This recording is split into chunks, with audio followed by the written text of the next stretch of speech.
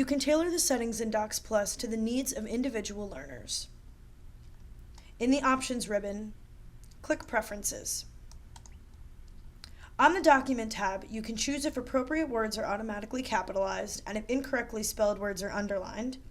You can also select the default font and font size and which file type is used when documents are saved. On the Speech tab, you can select the speech engine and the speed at which it reads.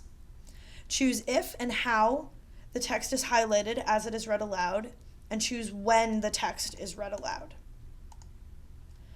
On the Keyboard tab, you can choose which on-screen keyboard is used and choose if the selected keyboard opens automatically when Docs Plus starts. The Predictor tab lets you move the slider and choose a level or select Custom Level to adapt the settings of the predictor further. You can select how words are sent from the predictor into the document and choose whether phonetic prediction is used, and if so, the degree of priority and color. The last tab, the Look and Feel tab, enables you to select which tools are shown above documents and grids, and choose the size of tools and tabs. If you have configured settings for a particular student or class, you can click Export User Options to save the configuration as a file.